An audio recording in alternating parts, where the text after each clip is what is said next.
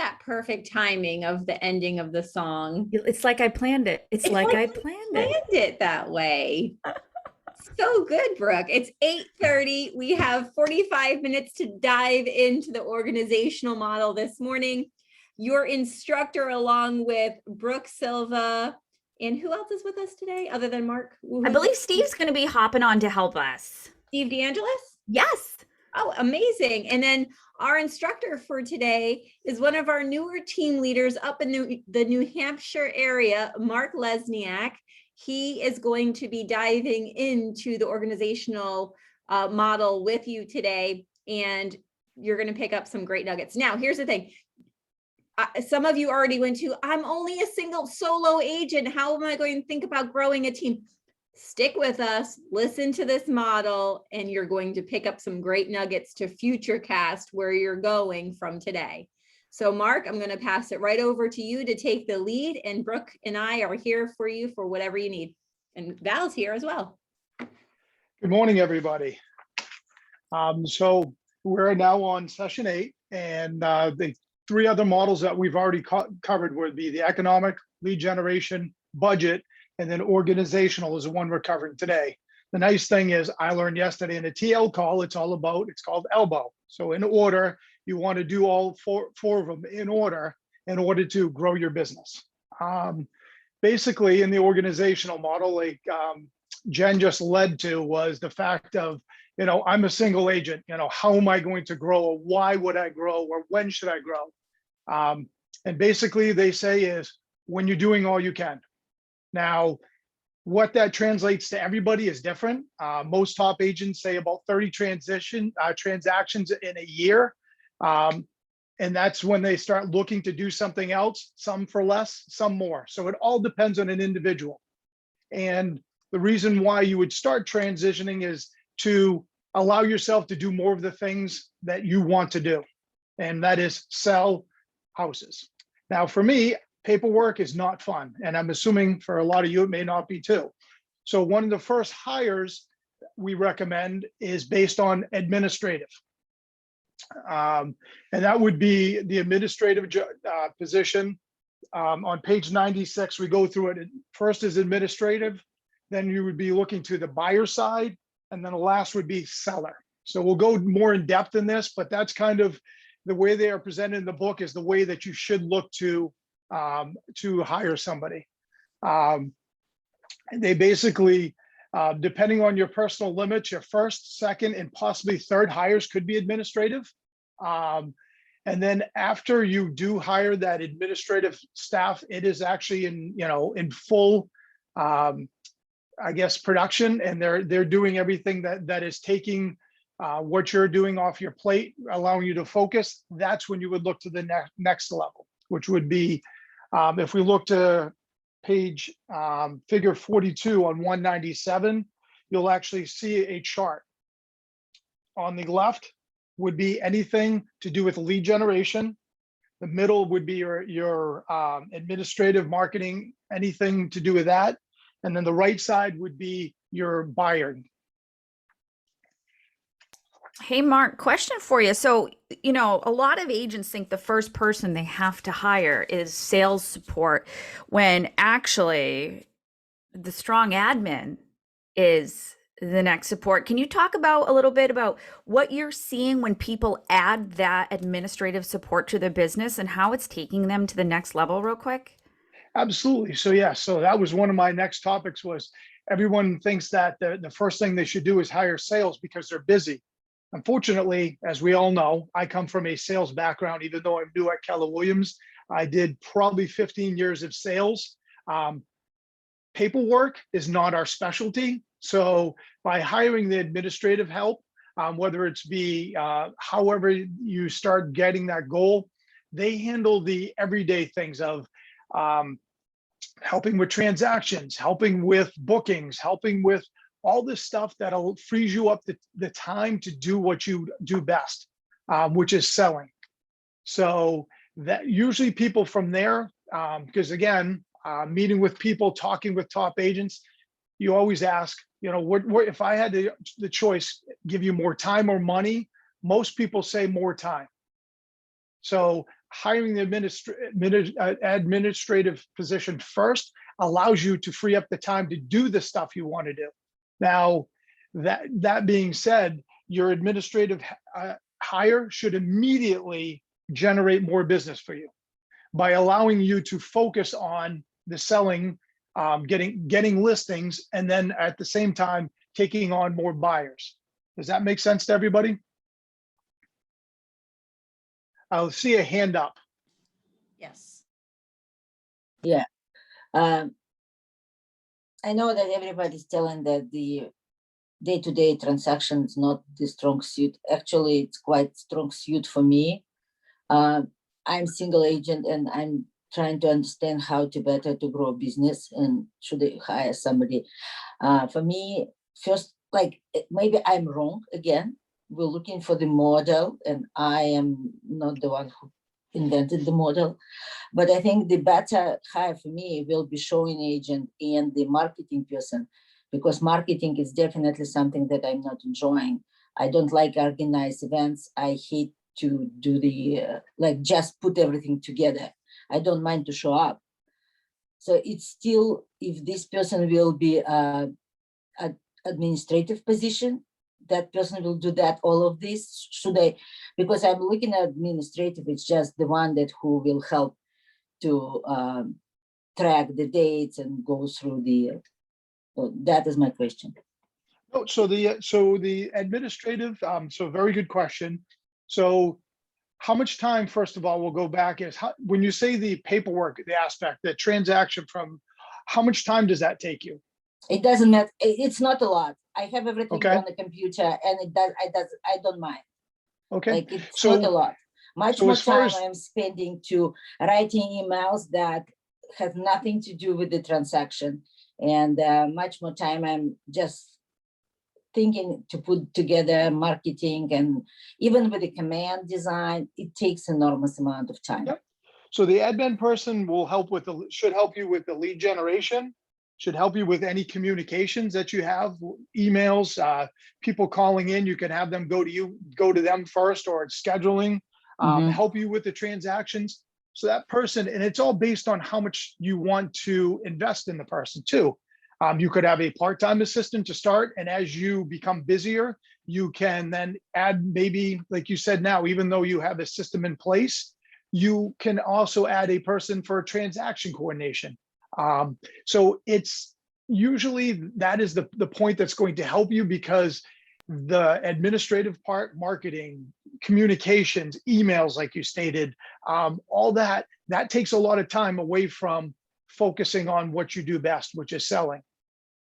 So, You know, and that brings up some great, so a lot of the times as an agent, we do so many things that you honestly don't know what you're doing. So I just popped in the chat the MREA task list for megas. There's a bunch of tabs at the bottom. I love this form because you may be doing things and not realizing you're doing them or checking them off. So what this does is show you what the first level admin should be taking off your plate. And if some of those work for you and some of those don't, you get to adjust those. So you can start doing the things that matter to your business, the things, the lead gen, the things that make you the money. So check that sheet out. It'll also be in the student resources drive. This may show you too, you know, more things that you could give an admin person, so you can get back to the things you like doing. Yeah, and I love what Mark Cavanagh just dropped in the chat. And Mark, if you're here, please, obviously contribute anytime. He said it's all about your dollar per hour value. We spoke about this a couple of sessions ago, and he said every hour you spend doing something you can hire out for 10 an hour, that stops you from doing 200 an hour work, is a bad use of your time. Does that make sense, guys? Like that's a huge one right there. That's a huge little thing to kind of put all of this together on why hiring somebody to do that administrative work could help you go out and lead gen. Maybe it's not, now, Elena, maybe it's not doing, they could do the marketing portion for you, but your main job is to go back to that lead gen model and master that. Because if you could master that and be more purposeful on your lead gen time, what happens? So, but we are looking, when we're looking at this admin, they can combine, like, we don't have to, like, at least plan for the separate marketing person. I can try to hire somebody who can do both, at least from the beginning. Right. Correct. And then Okay. the key would be to sit down and go through like what, make a checklist, because I'm sure they're out there, but a checklist of every time you get a listing, right? And then you can look at that and how much can you give to your admin and how much do you Yeah. want to keep to yourself? Yeah. When you bring on a buyer, how much do you do yourself and how much can you give to the admin? Marketing, and then go through and do all that stuff. Pick and choose what you want to give. Again, you could start out with a part-time for 20 hours a week.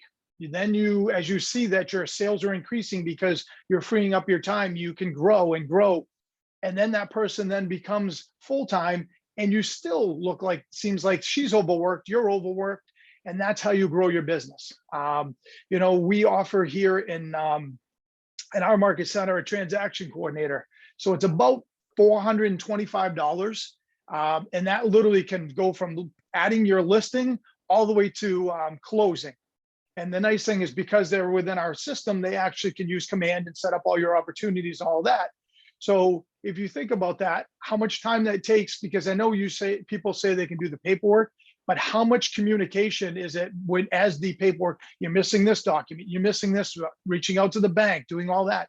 That is covered by that. So some of the people, like I spoke to a mega agent the other day out from an outside company trying to bring the person in.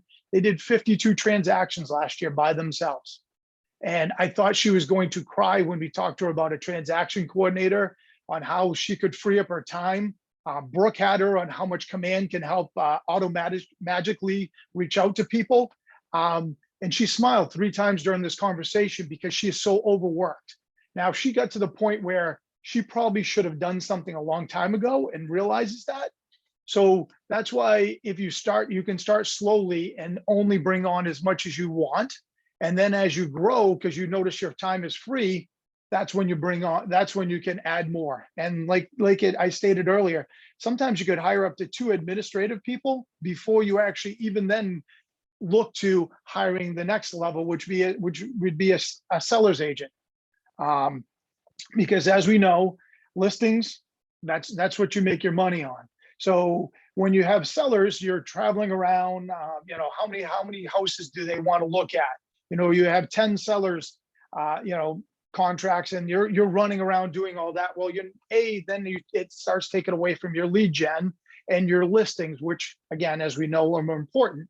So that's why once your admin set, you know, that's going, you now have gotten so busy that you're getting so many referrals and you have a lot of sellers that you want to work with. So that's when you would then hire the seller side. And then that's what you want to grow because they take the most of your business time of your business. And again, like most people want to do is they want to, you know, they want to be the listing. They want to be the front face there. So basically is what you would start doing that, looking to that. So if we look to page 202, figure 44, it kind of goes through the 7 different steps, like the seven different levels that you could do. And it basically goes through, like we talked about, you know, just you, and then it talks about the first assistant, the second assistant, and then it talks about getting like a lead buyer agent. So again, this is something like, and I'm going to keep going back to Jen's comment in the beginning, is the fact that right now you may not see this, but as you start freeing up some time and as you start getting busy, this will start making more sense. And the nice thing with Keller Williams is meeting with your productivity coaches, meeting with your team leads, you're going to see that you're going to have discussions on like, okay, what is my next path? How do I see this? This is what I'm seeing. And as your numbers grow up, we care about you growing your business. So we're going to help you in this journey. You're not alone. No, we have some incredible tools too, right, guys? We have the KPA, we have career visioning. You know, one of the quotes in the very beginning on page 197, it says, magnificent talent is not easy to find. It takes time, patience, and dedication.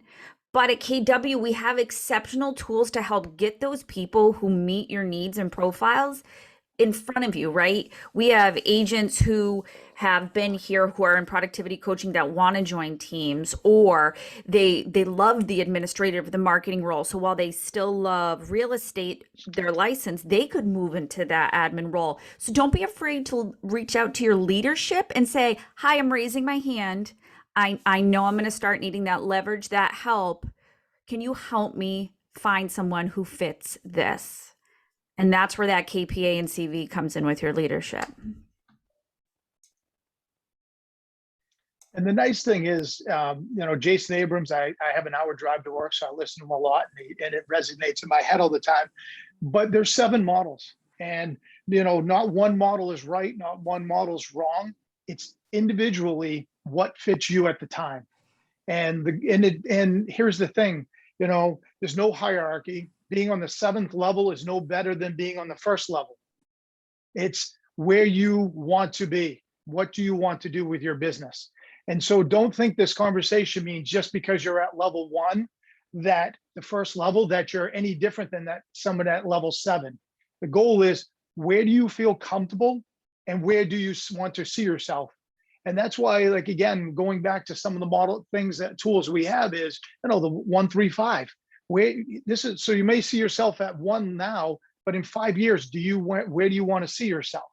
And that's why we talk about thinking. You think out, where do you want to see yourself in 5, and then you go backwards to figure out, what do I need to do to get to 5? And so on that, the last piece of puzzle is that you do want to, when you want to hire, would be on the seller side. And that being said, is usually as you start getting buyers, you start adding some more buyers agents, they're taking care of that time, but you still have the time to do all your listings. When you get to the point that you've grown your business, that you're starting to run out of time and you want to start picking and choosing who you want to list, then that's when you would start adding a listing agent. And then at that point in time, you would give them a lot of the stuff. You would keep it, pick and choose what you want. And then move from there. So that's where you start really growing. That's when you actually hit, the level 5, the 2nd level and on the 5th. So that's where you grow. Some people may never get that way. Some people will always want to list because that's their passion, and that's okay. So it all depends on how you want to run your business. Next thing, as we start talking about, is the basic job descriptions.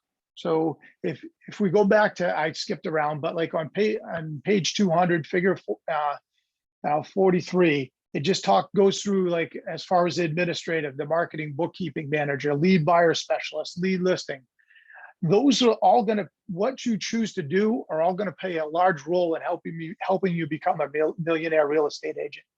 And then going back to why you would hire administrative, 170 tasks. When they first wrote the book, there was a sheet that went out that said it basically is 170 tasks in order to list and sell a property.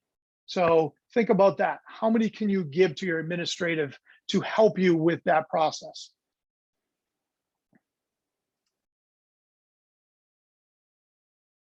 And then the last thing, like, as we're talking about when it comes to on figure 202 now, the 4 that gives you all that stuff, basically it talks about the 7th level as a kind of like nirvana. It basically, that is where you actually get to the point that you step out of your business. So instead of running a practice where you're constantly doing stuff inside your business, you now become out and you step away and you actually have somebody run your business for you. So again, for the people that want to see that, everyone talks about, the goal of a business leader is to run a successful business. The goal of a success, should be to have somebody run your business for you. If that's where you want to be, you want to talk about, I want somebody one day to run my business and I can sit back and just watch all the hard work that I've done and poured into this kind of just grow. So basically with the organizational model, you're kind of just, building a 3-headed sales production machine. So What you're doing is you're having your administrative team with up to 5 members, doing your accounting, tax prep, filing outsource, doing all that stuff. You have your buyer team with 5 to 10, 3 to 5 members. Those guys are doing all your stuff, and then your selling team. So all those together is basically, if you want to get to the top level, that's what you're going to be that's what you're going to accomplish. How do we get here? So how you get here is there's multiple sources on what you want to do. Basically, we talk about in the book is ads. So I don't think ads are as prevalent as they were when they were written, when this book was written, but allied resources. So the key to that is if you know people, whether you're in a market center and you have people that work in different industries. Hey, I'm looking for an assistant. Do you know of anybody? Job websites, posting a website. They talk about temporary and permanent employment agencies. So a temporary agency, tough part about that is there's no commitment. But the nice thing about that is they will interview the people, and then you can bring people on a trial basis. Permanent employment agencies, same thing. Nice thing about those is you bring somebody in, they do all the screening for you. Problem I look at is the only cost to you is it might cost you 2 months' salaries. I say one of the greatest keys, and I think I'm sorry, but whether it's Brooke or Jen, is internally, right? There could be an agent that may decide that they're not quite liking the real estate, but actually do some of the, enjoy a piece of the paperwork, right? And enjoy marketing. And so there's opportunities out there, reach out to your team lead and say, hey, listen, I'm looking to add an admin. Do you know of anybody? And the nice thing is we will look for somebody for you. We will help you in this process. And the last thing is real estate schools, whether you want to bring somebody into, as a fresh person, get them up and running. And the nice thing is they talk about sometimes is how you promote to a buyer's agent is somebody that has started in admin, knows all the background stuff, and then gets promoted up to a buyer's agent. Now we get to the most important is how do we pay all these people, right? Because I know everyone's like saying, well, it's cost me money. Well, the key is it's kind of broken down a little bit on page 213, figure 49 is for any of your administrative, you're going to be looking at basically a salary. And so starting would be anywhere from 25 to 50,000. As that person takes on more roles and you grow, so that then you maybe have 2 administrative positions and they move more of a manager, that increases. For your sales side, you're going to want to basically any sales role, you're going to be doing commissions. And again, usually some sort of a 50-50 split can be changed if they have, as they meet certain goals, you can give them more of an incentive so that way there's a drive for them to do more. As far as expenses, as they talk about in the book, salaried, you should be paying 100%, but they should always be asking for approval for them in the beginning till they understand what is an okay expense. Commissioned, you should offer some, but not all. A nice way to handle when you start getting into leads, like a lead agent is, or even sometimes with administrative is bonuses, right? They can do it paid monthly, quarterly, yearly. Yearly is recommended. But if you set goals for them for the year of how they want to do or how they base productivity or basically how much they've helped increase your business, because hiring an admin is to grow your business. So if you're doing 75,000, that's what you're making it, or 100,000, say GCI, and then all of a sudden you hire an administrative assistant, and after 2 years you're still at 100 GCI. There's a problem, right? And we got to figure out is either you've now just wanted free time or you wanted to grow your business. So that's where we look at there. Retirement plan would be more for, profit sharing. Same thing is more of, that can be tied to like some bonuses, but that's more of, hey, as I do better, you will do better. And again, incentivize them to like go to the next level to help you. Retirement plans, non-matching 401ks and simple IRAs, insurance benefits, vacation, sick time, and then equity opportunities as you grow. If you want to offer things of, help with investments for you. And always remember, reward what you expect. So if you set goals for people to achieve and you want to achieve together as a team, because again, it's obviously your team, make sure that if you set these expectations and they meet them, reward them. Same thing as if they're not hitting your expectations, please don't reward them. You want these people to be invested as much as you are in the business. So, and basically, I kind of think I covered it, but as far as administrative and accounting, you're going to want to do salary. You're going to want to pay all their expenses. You can have bonuses or profit sharing, and then you're going to want to offer them retirement, insurance benefits, and all that.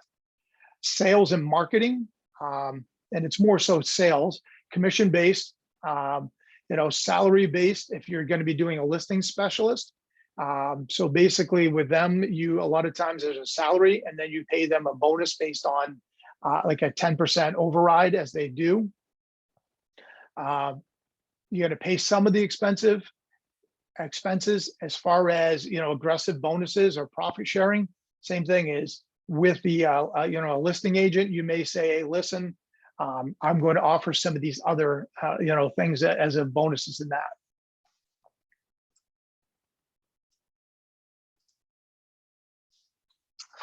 Any questions? In the chat, Randy and I and Jen have been chatting with Mark, and it's one of the things is he was talking about was the additional stress and trying to energize your staff. And, KW has all these great 30, 60, 90s. We have 30, 60, 90s for almost every position within KW. They're available to you guys.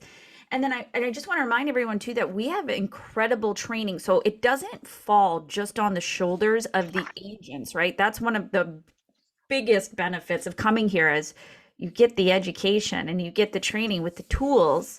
So don't feel like you have to take all this on yourself. You've got people in your market center that are going to help your admins or the people you pull in to help you get up and running at a faster level. So if Jen and I can't find that 30, 60, 90, we will make sure it's in the student resources so you can see it as well today.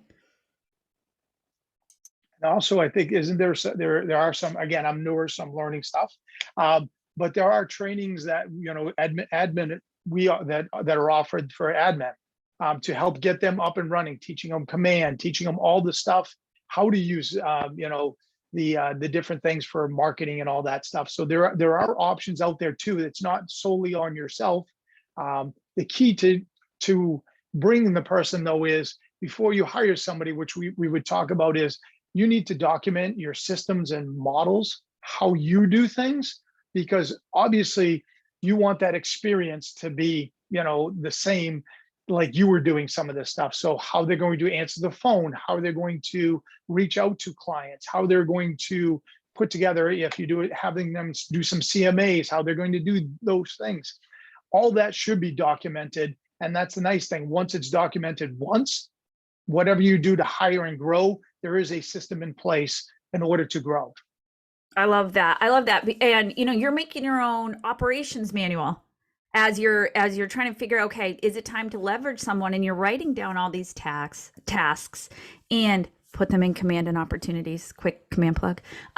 Those are the things that when you give them to your admin, if those systems have to be tweaked, it's written down. It's there for you. Oh, I'm sorry, Elena, your hand was up. I'm sorry, I missed you. Yeah, I want to ask a question. I used to work in a board of the organization, and I know the big task that our board finished to create manuals and review how, like, the manuals for each position, and then create a review, because when we start on the board, there was nothing we can't even assess if the people do the work or not. So I think it's a big part of. Do we have any kind of things that I can use as a base? For example, if I hire the assistant, how I can do the review at the end of the year? Just description of the position, or it's need to be done for individually for every person by myself. Yeah. So I think there's got to be some lists, and I know there's agents out there that have created their own lists. So I know Jason, who's the broker in my office, had a book that was from a real estate class, and it had steps to do for listing, steps to do for that. So there's all kinds of things out there.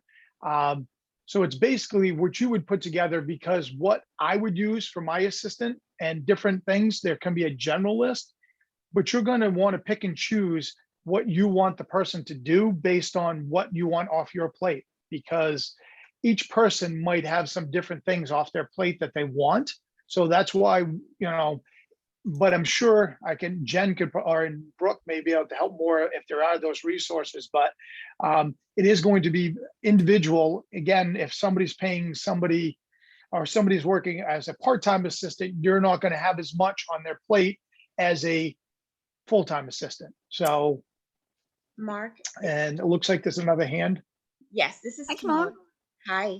So we have a resource called the Cash Talk, which is what I sit and work with my agents, my assistants, and my buyer's agents. And it's a combination of those items that gets to their mid-year review and their end of year review. Because in the Cash Talk, we talk about growth, where their goals are, what is it that they are looking to accomplish in their roles, and we track their progress so that the culmination of that Cash Talk ends up being their mid-year review and their end of year review. And that's a resource that I wanted to throw out there that I think a lot of maybe agents skip over because we're high-strung people and we don't want to sit very long and dig into the emotional parts of or the agents that are in our world.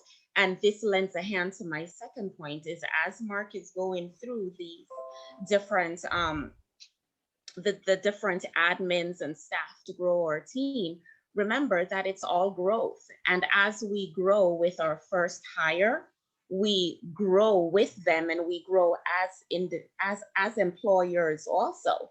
And so when you sit and you look at the organizational model and you're like, oh my gosh, I can't manage all these people. Well, you grow into the person that you aspire to be one step at a time. And so with that first admin that we hire and we hold them accountable and we create the organization, we create our processes and our procedural manuals, we grow into all of it. And so we grow into the what's the word am I looking for? We grow into the ability to be able to do our second hire, because right, we fail forward so many times with that first hire that we're like completely empowered now to get into someone else into our world. And then we start, I know for me, stopped looking at it as what am I doing for them or what are they doing for me, but how can I help them to accomplish their goals? And so you realize that as along the journey, our mindset shifts also. And I think too, it all comes down to communication. The model says to reward what you expect, but we have to communicate those expectations. And we have to make sure we are holding ourselves accountable. They're holding us accountable. I think that's one of the other great things about having an admin, and why I always loved an assistant and an admin, was they also helped me hold myself accountable. If I wasn't delivering for them, they were telling me. So communication is just one of the huge pieces we need to remember, because if you're not clearly communicating your expectations on growth and what they need to do, we may see some standoff moments, or you may not be happy. Jen, you just came off a mute. Yeah, I just wanted to add on to that because you're spot on with what you're saying with communication. And Carl Liebert, our new CEO for KWX, he 10 plus that communication. He said, listen, you can't just have communication, because sometimes your communication is different from the way somebody's learning style is or what they hear. So you want to make sure you articulate when you're communicating the who, what, how, and when of what you expect from them. And just wanted to come on really quickly to say that 30, 60, 90, you have to mirror and match and watch what you expect. Okay. So like, absolutely make sure that the person who you are looking to change your world, because by the way, guys, when you hire the right talent, it changes your world. It changes your world, and it changes your world for the better. You have more time with your family. You have more time to lead generate. You have more time, and your business just keeps growing. It's all about the who and the communication of the who. So everything Yeah. that Mark and Brooke are saying here, and Mark Cavanagh is adding into the chat. It's all spot on, guys. And I hope you're taking really great notes today. It's really good. Yeah, and don't be overwhelmed at the 7 levels, because they're not going to happen overnight. They're going to be, as you know, Kimon said, you're going to grow. So they're going to get to a point where you, after your first admin hire, you're going to realize, okay, I'm comfortable, and I see I have so much more potential, or I could do this. And you hire the second person, and you're going to grow with those people. And as you grow, things will change a little bit. But if you have that baseline model that this is what you started with, that will change, because models are always growing and living. But you know, the organization part of what Keller Williams has, that's going to keep you within the frame. So that's the rail. Your internal stuff, you'll grow with you, and don't be afraid, you know. But again, same thing, like I said, is there's no model right or wrong. If you wanted to stay at one, that's okay. But there, you know, it's how you want to grow. And the goal is, do you want to grow the business, right? Do you want it to take it from just a real estate job to an actual business? And we are here as the New England region and as your market center to help you with that, as much and as little as you want. So.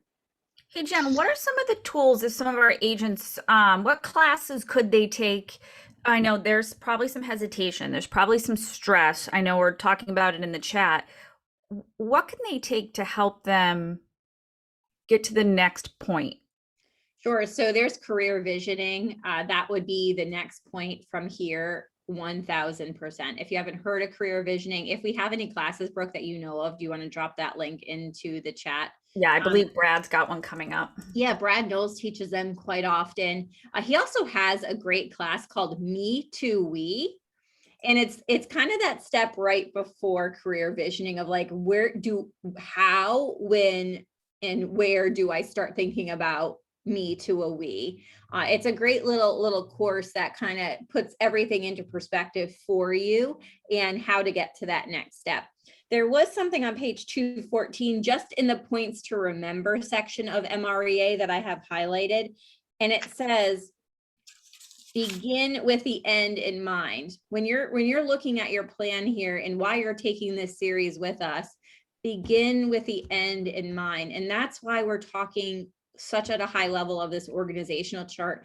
And once you do, like Laura, does anybody remember what Laura Strunk said about this?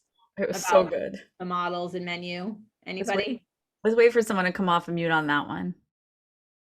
Yeah, it's a model, not a menu. You need to do it in order. Yeah. So many of us take this book as a menu and start picking, oh, I'll take a little bit of this and a little bit of that, and I'll modify this order with this, and I'm going to start creating some extra something in here. And what ends up happening is you get lost in all these items. Whereas if we took the step back and really just kind of rewind when we started this series and started from day one, where we are today, if you follow along with that, guys, it changes everything for you and things start showing up differently.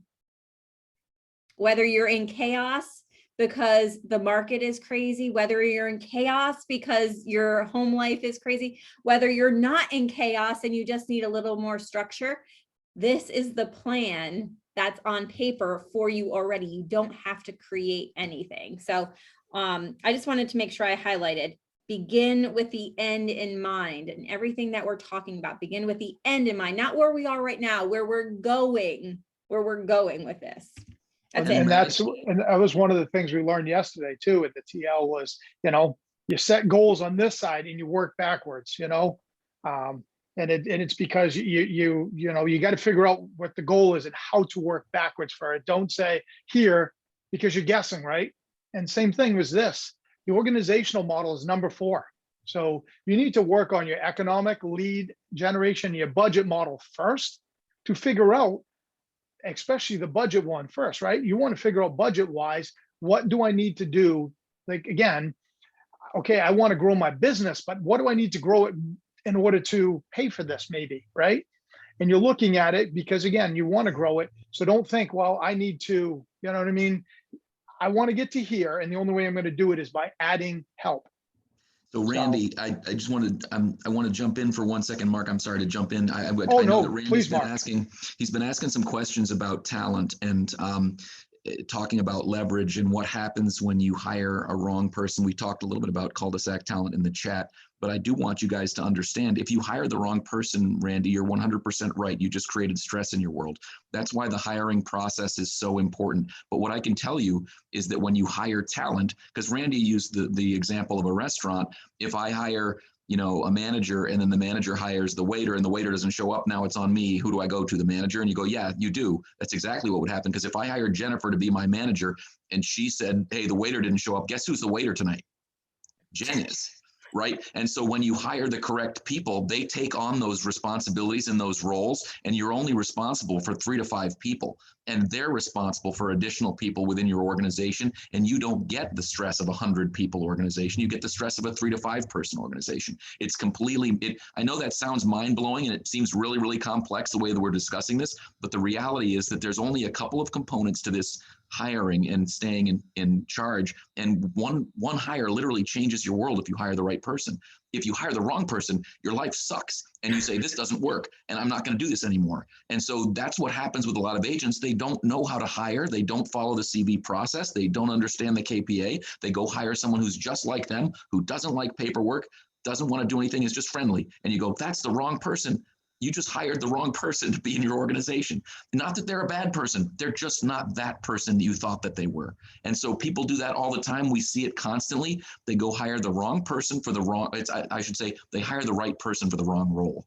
And so they get the right person in the wrong seat on the bus. And now all of a sudden their world just got more complex. And they say, no, this is awful. This is awful. I don't like this. And it doesn't work. And the reality is, no, you didn't follow the model. Yeah, that is like makes no sense to hire the same as you because you're already there. You need somebody who complement you and enhanced. Absolutely. And this is what leadership is here to help you for as well, right? Reach out to your coaches, reach out to us, the people in your market center. If you want us, I've interviewed for agents, I've interviewed admins and other people. Reach out to us. We're here for you. I actually have a quick question. Something Mark brought up about, you know, how some agents might not like the real estate thing and want to go to admin or whatever. I was kind of, when I got into this, I was like, I want to kind of shadow someone who's, you know, busy. And even if I can help them a little bit, as opposed to like the mentorship contract was kind of like heavy. It's like, okay, sign on 6 months. Not that that's bad, but like for me, I'm like, I kind of want to do my own thing. But I would love to shadow and help someone. I assume, you know, there's some people that are like, oh, give this kid some, you know, even, you know, if it's letting someone in the house or, you know, meeting them for a form or anything like that. And I haven't really found that yet. I would love to find that, especially with like on the listing end of things, like to see like what they do, even if I'm just carrying in the signs or whatever, just see like what they say when they say this. Okay, we're going to start with this, this, this, and this. Just to feel it in person before I go out and do one. It's quite boring. I like boring. I like Yeah, the boring. I have an agent who is shadowing me, and it is quite boring. Like you're taking picture, what? Yeah. All right. So I'm going to jump in for 2 minutes. We have 2 minutes left. I'm going to jump in. I want everybody to do an activity. Mark, are you okay with me doing an activity with everybody? Yeah, good? Okay. absolutely. All right. Everybody take out a piece of paper, just a piece of paper, something that looks like this. This looks like a piece of paper. Even if you have a phone, you could do it on your phone. If you have a Post-it note, put it on a Post-it note. Just take out a piece of paper. All right, you ready? Now, I want you to draw your organizational chart that it looks like right now. What does it look like? Put a big circle, do a big circle here, okay? Put a circle, start with a circle, and who's inside of that circle first? Where are you right now? All right, just put that. Now, if you have an admin, I want you to draw a branch off of that circle. Okay, and put an admin here, okay? If you have listing agent, buyer's agents, draw out what your organizational chart looks like right now. If you have one circle, I'm so happy with that. I'm cool with that. I want you to have that written out right now. Now, this might be a challenge for another 1 minute show, but if you have a different color pen or highlighter or anything with you, pull that out now. If you don't, draw a little harder with the pen that you just used. What I want you to do for the next minute, let me see that again, Mark. Mark, go back to yours. I'd like to see that. All right, I like it. I like it. I want you to fill out your org chart on what it looks like in 5 years from today. From what we discussed on today's call, what does your organizational chart look like in 5 years from today? Draw that out. I'm going to give you 30 seconds to draw that out. You're going to have more time after our call. I'm going to tell you for the next 10 seconds, my organizational chart less than 10 years ago when I came to Keller Williams was one circle. It was me. I got a tap on the shoulder to have a path down the Keller Williams amazing opportunities. And this is currently what my organizational chart looks like. Now that might be overwhelming for some of you, but I have a market center of 350 people. So I oversee 350 people. So I need the support and leverage and help in every one of these departments. What is your 5-year? This is 10 years, by the way. It took 10 years, almost 10 years, 9 years to get here. Where is yours? Gary Keller tells us to think big, aim high, and act bold. That's what this book is all around. Who wants to share their org chart now and in the future? We're going to highlight you. We're 1 minute over, by the way. I have mine. Who is that? I can Elena? see it. It's Karina. Oh, Karina, there you are. All right. Let Karina, me put you up here. yeah. I'm going to add you pin. Here it is. It's really, right now it's just me. It's going to go to admin and then a buyer's agent.